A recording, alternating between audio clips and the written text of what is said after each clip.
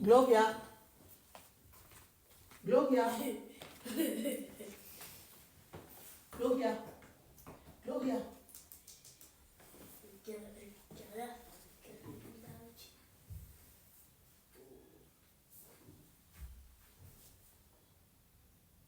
Elle ne respire pas.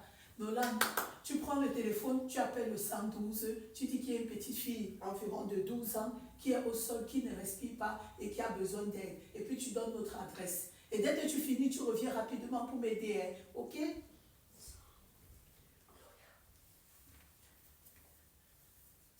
Tu n'appelles pas. Hein?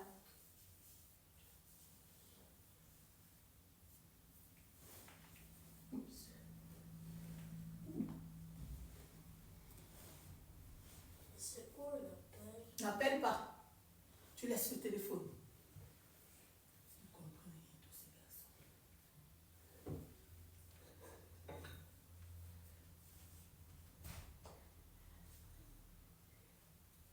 Et puis tu reviens. Quand tu as fini, tu viens.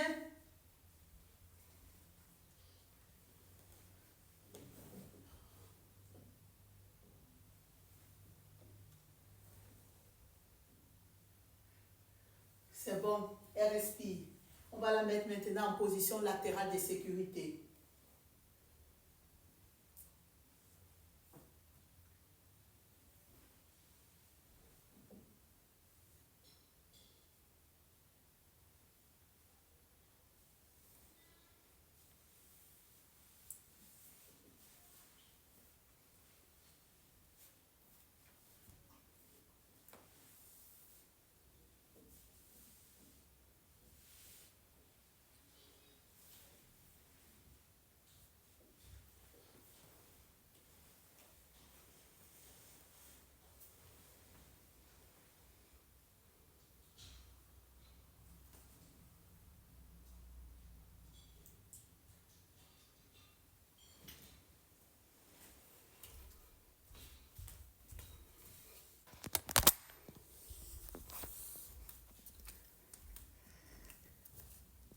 Ok, c'est bon. Tu peux te lever, Gloria, merci. Donc, en fait, j'ai fait cette petite vidéo. Pourquoi? Parce que hier encore, j'ai vu, dans une fête, il y a un monsieur qui est tombé et qui est tombé, qui a probablement fait une crise et qui serait décédé à la suite. Et alors, quand j'ai vu les premiers secours, je me suis dit, on doit vraiment apprendre les premiers secours pour pas que lorsqu'on se retrouve dans une situation compliquée, qu'on ne puisse pas réagir. Moi, je fais souvent cet exercice avec les enfants en leur disant que si jamais ils arrivent, ils peuvent trouver soit moi, soit leur papa ou quelqu'un et tout. Donc, ils doivent savoir comment réagir. Parce que dans cette vidéo, en fait, le monsieur, il est tombé. Au départ, on a cru que c'était une comédie qu'il faisait. Après, on s'est rendu compte que il avait vraiment un problème, quoi. Et sur la vidéo, la première des choses que j'ai vues, c'est que les gens l'ont mis directement en position latérale de sécurité. On ne met pas quelqu'un en position latérale de sécurité tant que vous n'avez pas observé, et on met une personne en position latérale de sécurité lorsque la personne respire. Donc, lorsque vous trouvez quelqu'un qui est inconscient, la première des choses à faire, c'est de regarder, vous appelez la personne, vous tapotez sur l'épaule de la personne. Parfois, vous pouvez même faire comme ça pour savoir si la personne réagit. Si la personne ne réagit pas, vous devez faire le système voir, entendre, sentir. Ça veut dire que vous devez dénuder un petit peu la personne. Vous ouvrez la bouche pour voir s'il n'y a pas quelque chose qui obstrue la bouche. Et alors maintenant, vous mettez l'oreille, en fait, votre joue au niveau de l'oreille, du nez de la personne pour voir si la personne respire. Et en même temps, votre regard est sur la poitrine de la personne pour voir s'il y a la respiration, si la respiration se fait. Et une seule fois que donc vous avez constaté que la personne ne respire pas, alors en ce moment, vous appelez quelqu'un qui est à côté. Là, il y avait plusieurs personnes. Vous dites, appelez les secours, vous donnez l'adresse où vous êtes. Vous dites, par exemple, la personne, on a trouvé un homme de plus ou moins peut-être 50 ou 60 ans. Il est inconscient, il ne respire pas. Et puis, vous donnez l'adresse. Et alors, vous dites à la personne de revenir parce que normalement, vous avez besoin d'aide. Vous pouvez le faire seul. ça va être un peu compliqué, pas compliqué, mais je vais dire, si vous êtes deux, c'est toujours beaucoup plus à l'aise. Donc, en ce moment-là, maintenant, d'être la personne, et vous dites à la personne surtout de revenir. L'importance que la personne revienne, c'est que vous soyez sûr que la personne a appelé les secours et donc revient vous dire que oui, j'ai appelé les secours. Parce que parfois, il y a les gens, vous dites appeler et puis peut-être ils ne prêtent pas attention et puis ils s'en vont et vous êtes là, vous faites les compressions, vous attendez et puis il n'y a personne qui vient. C'est pour ça que vous dites à la personne de revenir pour être sûr que l'information est passée. Et alors, directement, vous commencez. Quand vous vous rendez compte que la personne ne respire pas et tout, vous commencez. Vous prenez les marques, il y a les marques ici au niveau du thorax, c'est tout qu'il faut prendre. Et puis vous mettez votre paume de main comme ça ici et avec l'autre au-dessus. Et vous commencez les compressions. C'est 30 compressions, 2 insufflations.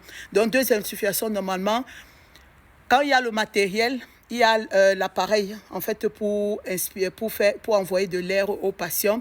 Mais lorsque vous êtes tout seul, par exemple, vous faites 30 compressions, vous arrêtez, vous tenez le visage de la personne, la tête un petit peu en supination et vous faites 2 insufflations. Et puis vous recommencez le massage lorsque vous êtes seul. Lorsqu'il y a quelqu'un, vous faites le massage après 30 insufflations. La personne maintenant fait les 2 insufflations. Et vous faites comme ça normalement jusqu'à ce que les secours arrivent. Après 1 minute, 2 minutes, si vous vous sentez fatigué, vous vous relayez. L'autre vient faire les compressions et vous faites l'insufflation. Et vous faites comme ça là, jusqu'à ce que vous vous rendez compte que la personne est vivante. Quand les secours vont arriver, si la personne ne réagit pas toujours, ils vont venir avec un défibrillateur. Et le défibrillateur va servir donc justement à choquer la personne. Et puis bon, il y a des médicaments, l'adrénaline, tout ça qu'ils vont donner pour pouvoir récupérer la personne. Mais si jamais, par exemple, vous arrivez, vous trouvez que la personne respire, ou bien si alors vous faites les compressions et les insufflations, et à un moment la personne revient à elle, alors dès que la personne revient à elle, vous la mettez donc en position latérale de sécurité et vous restez à côté d'elle en attendant que les secours arrivent, quoi.